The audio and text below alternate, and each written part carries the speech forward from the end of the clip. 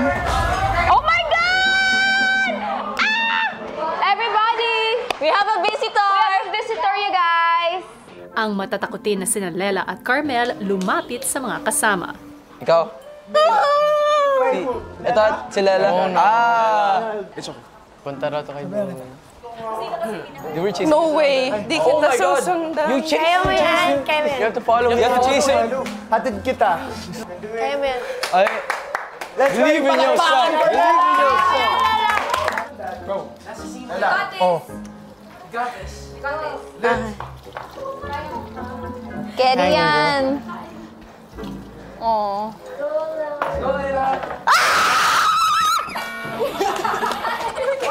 Kuya, hindi nag-open. Pagpasok ni Lela sa confession room, Kuya. Pakilala mo naman ako. Kuya si Kuya Clown. Kuya ang tawag mo sa kanya. Hindi po si Clown. Pero bakit parang hindi kayo close? Close kami, Kuya. Bilang friends, picture naman kayo. Oh, sige na, closer. Sige, ako na lang lalapit. Huwag ka na po. Siya. Kuya! Okay, ready, Lela? Ready, Kuya. 1, 2, 3. Smile! Diyan nyo ilalagay yung mga scrolls na natanggap nyo. matapos ang anunsyo ni Kuya, ang housemates nilagay ang scroll sa box sa pangunguna ni Lela. Matapos nga ang masayang takutan, ibang multo naman ang haharapin ng mga housemates sa bagong task ni Kuya. Ano kaya mga kwento ang mabubuksan dito para lalo nilang makilala ang isa't isa? Yan ang ating aabangan maya-maya lamang. Hello Philippines and hello world! At magandang gabi, kapuso at kapamilya, Ate B. Excited na talaga ako marinig yan. Kasi paano mo nga ba ibabahagi sa mga bagong kakilala ang isang bagay sa tao o yung mga feels mo na bumabagabag at nagmumulto sa'yo, di ba? Grabe, ibang tapang ang kailangan mo sa ganyan. Kaya naman Pilipinas at Team Online, simulan na natin ang kwentuhan. Ilang sandali pa, ang housemates makakarinig na ng tunog. Uy!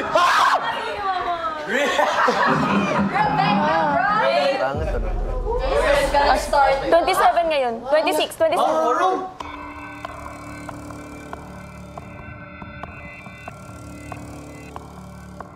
Ay, nasa likod pa lang inaabot tayo. Housemates, oras na para harapin ang multo ng iyong buhay. Para sa pagbabahaging ito, bubuksan ng housemate ang kanilang scroll at ilalagay ito sa kawa na may tubig para lumabas ang salitang naglalaman ng multo ng kanilang buhay. Ito ay bagay, tao o kaganapan na kanilang inaalala, pinanghihinayangan o kinatatakutan. Unang nagbahagi ang housemate na si Waynona. Negosyo. Negosyo? Wait, sorry. It's okay, take your time, take your time.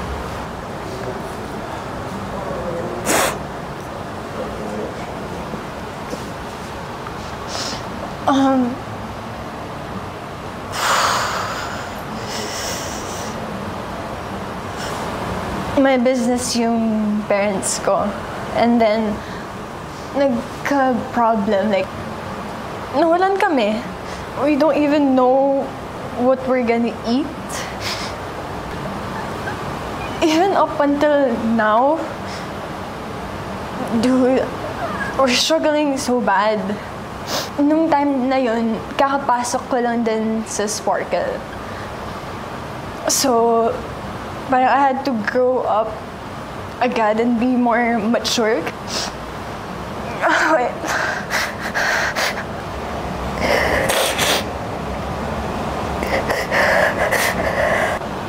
I never talked about this because nahihiya ako and natatakot ako. I haven't gone to school in 3 years because wala na kaming money and like ayokong dumagdag pa.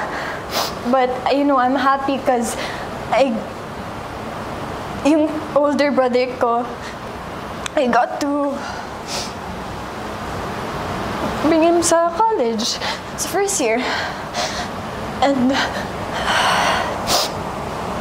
also like to commend to my parents because hindi nila tinakbuhan yung problem. As in, nalaban talaga nila and they're fixing the problem. Up until now, even if I can see na sobrang napapagod sila, sobrang mahal ko sila, kuya, as in, I'll keep working and really do well para maging maayos. Winona, bagamat mabigat ang problema ng pamilya nyo, at sabi mo nga ay nagpapatuloy pa ito, naniniwala ako na makapangyarihan pa rin ang pamilya, ang pagtutulungan. Kaya hindi man siguro ngayon, pero may pinangahawakan ka. Yun ay yung pagmamahal mo sa pamilya mo. Pati na rin ang pagsasakripisyo mo sa kanila. Umasa ka, magbubunga ito ng maganda.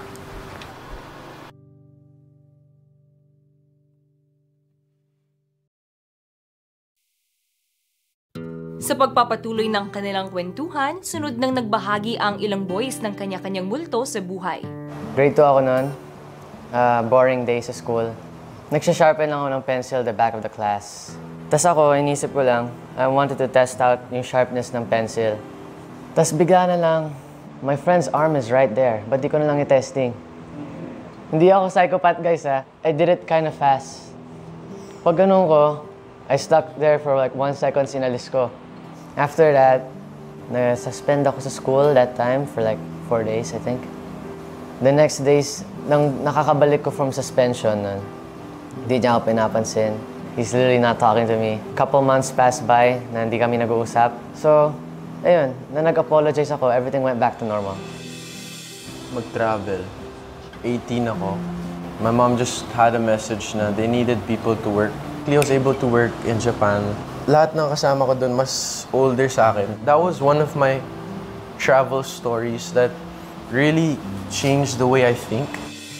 Kumain ng sabay-sabay. Nasa-struggle po kami ngayon. Parang hindi kami kompleto. Laging busy si Papa. Laging nag-aaral kaya wala po akong kasama habang nagdi-dinner. Kaya yung multo na yon, dahil wala akong kasalo sa pagkain, gusto ko pa rin magsama-sama po kami. Pasigzag-sigzag yung buhay namin, hindi namin alam kung masaya at malungkot. Pero, very memorable talagang experience namin. Sunod nang nagbahagi si Marco. I started when I was 3, around 3 to 4. Doon ako nag-start for commercials. Hindi man ako nagkaroon ng childhood na tulad ng normal na bata. Hindi naman na-fail ng parents ko to give me that kind of love and affection. Nagkaroon ako ng mga shows. Nag-start talaga ako dito sa ABS.